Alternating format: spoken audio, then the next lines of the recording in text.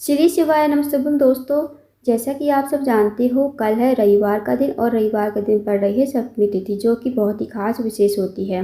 बस दोस्तों, आपको 5 दाने चावल से अचूक उपाय करना है। यदि आप इस उपाय को करते हो तो आपकी जो भी विशेष मनोकामना होगी, चाहे वो धन को लेकर हो, व्यापार को लेकर हो, नौकरी को लेकर हो, या फिर आपके जीवन की कोई विशेष मनोकामना जो काफ़ी दिनों से पूर्ण नहीं हुई है, तो इस उपाय को करने से आपकी मनोकामना भी पूर्ण हो जाएगी। साथ ही साथ आपके जीवन में अगर कोई समस्या चल रही है तो वो सारी समस्याएं आपकी इस उपाय को करने से खत्म हो जाएगी। पूज्य गुरु जी कथा को सुनकर उपाय को अच्छे से समझाने का प्रयास करेंगे। तो आइए दोस्तों, जानते हैं उपाय कैसे करने हैं। पहला जो उपाय है दोस्तों, वह है विशेष मनोकामना पूर्ति के लिए। यदि आपकी कोई विशेष मनोकामना है, काफ़ी दिनों से पूर्ण नहीं हो रही है, या फिर आपका कोई व्यापार है, व्यापार में आपकी वृद्धि नहीं हो रही है, व्यापार में आपका घाटा ही घाटा होता जा रहा है, आपको नौकरी नहीं मिल पा रही है, या आप इंटरव्यू के जाते हो सफल नहीं हो पाते हो, तो इस विशेष उपाय को अवश्य कीजिए। इस उपाय को करने के लिए सबसे पहले आपको लेनी है एक स्टील का लोटा आपको लेना है। साथ ही आपको उस लोटे को जल से भर लेना है और थोड़ा सा आपको लेना है कच्चा दूध और 5 चावल के दाने। अब आपको इस उपाय को सुबह से लेकर शाम तक कभी भी कर सकते हो। अब आप चले जाइए शिव जी के मंदिर में। शिव जी के मंदिर में जाकर सबसे पहले आपको थोड़ा सा जल जो है शिवलिंग के ऊपर श्री शिवाय नमस्तुभ्यं कहते हुए समर्पित कर देना है। अब जो दोस्तों आपके पास थोड़ा सा कच्चा दूध है, वो आपको लोटे के जल में ही डालना है, और जो आपके पास 5 चावल के दाने हैं वो भी आपको लोटे के जल में डाल देने हैं। फिर आपको इस लोटे के जल को हाथ में लेना है, भगवान से प्रार्थना करनी है। जो भी आपकी विशेष मनोकामना है, बड़ी से बड़ी मनोकामना है, चाहे वो धन को लेकर हो, व्यापार को लेकर, नौकरी को लेकर हो, या फिर आपके जीवन की कोई अधूरी विशेष मनोकामना हो, तो आप अपनी मनोकामना कहिए और इस लोटे के जल को धीरे धीरे श्री शिवाय नमस्तुभ्यं कहते हुए शिवलिंग के ऊपर समर्पित कर दीजिए। 2 मिनट मंदिर में बैठिए, श्री शिवाय नमस्तुभ्यं का जाप कीजिए। उसके बाद आपको भगवान को प्रणाम करके, विनती करके आपको अपने घर पर आ जाना है। तो दोस्तों, बहुत ही छोटा सा विशेष उपाय है, इस उपाय को अवश्य कीजिएगा। अब जानते हैं अगले उपाय के बारे में। अगला जो उपाय है दोस्तों, वह है अगर आप किसी कार्य के लिए जाते हो, आपको सफलता नहीं मिल पाती है, या फिर आप नौकरी के लिए जाते हो, नौकरी में आपको सफलता नहीं मिल पाती है, आपके जीवन में दुर्भाग्य चल रहा है, आपके जीवन में सफलता की प्राप्ति नहीं है, तो इस विशेष उपाय को अवश्य कीजिए। इस उपाय को करने के लिए सबसे पहले आपको लेना है 1 लोटा जल तांबे के पात्र में। साथ ही दोस्तों आपको लेना है 1 बेलपत्र। अब जो आप बेलपत्र लोगे ना, वो कहीं से कटी फटी खंडित नहीं होनी चाहिए। साथ ही आपको लेना है 1 चम्मच शहद।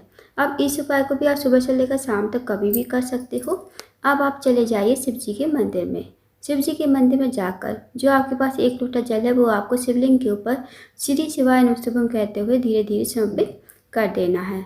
अब जो दोस्तों आपके पास 1 बेलपत्र है और 1 चम्मच शहद है, आप उसे अपने सामने रखिए, और जो बेलपत्र का चिकना वाला भाग होता है ना, वो आपको अपने सामने रखना है।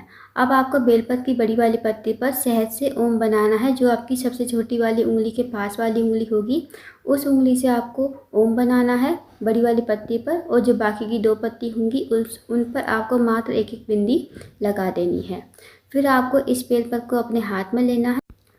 फिर आपको भगवान से प्रार्थना करनी है। जो भी आपका कार्य अटका हुआ है, बहुत दिनों से पूर्ण नहीं हो रहा है, या आप नौकरी के लिए जाते हो, नौकरी में आपको सफलता नहीं मिल पाती है, आपके जीवन में आपको सफलता नहीं मिल पा रही है, तो महादेव से कहिए और इस बेलपत्र को श्री शिवाय नमस्तुभ्यं कहते हुए शिवलिंग के ऊपर धीरे धीरे समर्पित कर दीजिए। दोस्तों, थोड़ा सा शहद आपको बचाना भी है। अब जो आप शहद बचाओगे, तो वो शहद की आपको जलाधारी पर 7 बिंदी लगानी है। जहाँ पर माता सरस्वती का स्थान होता है, तो वहाँ से आपको बिंदी स्टार्ट करनी है। पहली बिंदी आप जहाँ शिवलिंग विराजमान है और जहाँ माता सरस्वती का स्थान है, तो पहली बिंदी वहाँ से स्टार्ट करोगे, और जो 7वीं बिंदी होगी वो आपको जलाधारी के एंड पर, जहाँ से पानी नीचे बहकर गिरता है ना, वो 7वीं बिंदी आपको वहाँ पर लगानी है। जब आप बिंदी लगाओगे तो आपको मन ही मन श्री शिवाय नमस्तुभ्यं का जाप करना है। जैसे 1 बिंदी लगाई श्री शिवाय नमस्तुभ्यं, दूसरी बिंदी लगाई श्री शिवाय नमस्तुभ्यं, इसी प्रकार आपको 7 बिंदी और 7 बार आपको श्री शिवाय नमस्तुभ्यं कहना है। फिर आपको भगवान को प्रणाम करके, विनती करके आपको अपने घर पर आ जाना है। दोस्तों, बहुत ही छोटा सा विशेष उपाय है, इस उपाय को भी करके देखिए। आपकी मनोकामना जो भी होगी, जो भी आपका कार्य अटका हुआ है, पूर्ण हो जाएगा। अब जानते हैं दोस्तों अगले उपाय के बारे में। दोस्तों, अगला जो उपाय है वो है रोग मुक्ति के लिए। यदि आपके घर में कोई व्यक्ति काफ़ी लंबे समय से बीमार है, उसकी जो बीमारी है दूर होने का नाम नहीं ले रही है, तो इस विशेष उपाय को अवश्य करके देखिए। इस उपाय को करने के लिए सबसे पहले आपको लेनी है 1 बेलपत्र। साथ ही आपको लेना है 1 लोटा जल तांबे के पात्र में। अब इस उपाय को भी आप सुबह से लेकर शाम तक कभी भी कर सकते हो। अब आप चले जाइए शिव जी के मंदिर में। शिव जी के मंदिर में जो आपके पास 1 लोटा जल है वो आपको शिवलिंग के ऊपर श्री शिवाय नमस्तुभ्यं कहते हुए समर्पित कर देना है। अब जो दोस्तों आपके पास एक बेलपत्र है वो आपको अपने सीधे हाथ में रखनी है और उस रोगी व्यक्ति के लिए प्रार्थना करनी है जो व्यक्ति आपके घर में काफ़ी लंबे समय से बीमार चल रहा है। उसका नाम बोलना, गोत्र बोलना और इस बेलपत्र को कुंडकेश्वर महादेव का नाम लेते हुए समर्पित कर देना। उसके बाद दोस्तों आपको 2 मिनट मंदिर में बैठना है, श्री शिवाय नमस्तुभ्यं का जाप करना है। अब जो आपने बेलपत्र चढ़ाई है ना शिवलिंग के ऊपर, वो आपको महादेव से विनती करके औषधि के रूप में आपको अपने घर पर लेकर आनी है। इस बेलपत्र को घर पर लाकर उस रोगी व्यक्ति को खिलाना है जो रोगी व्यक्ति आपके घर में काफ़ी लंबे समय से बीमार पड़ा है। उसे आप कुंडकेश्वर महादेव का नाम लेते हुए इस बेलपत्र को खिलाएंगे।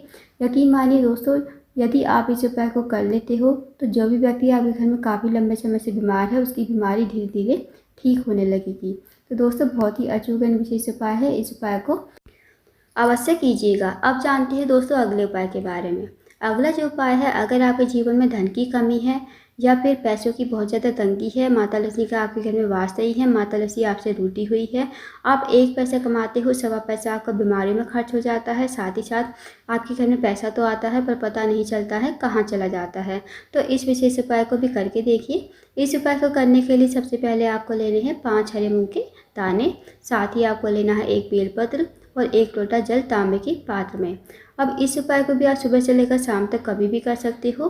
अब दोस्तों आप चले जाइए शिव जी के मंदिर में। शिव जी के मंदिर में जाकर जो आपके पास 1 लोटा जल है वो आपको श्री शिवाय नमस्तुभ्यं कहते हुए शिवलिंग के ऊपर धीरे धीरे समर्पित कर देना है।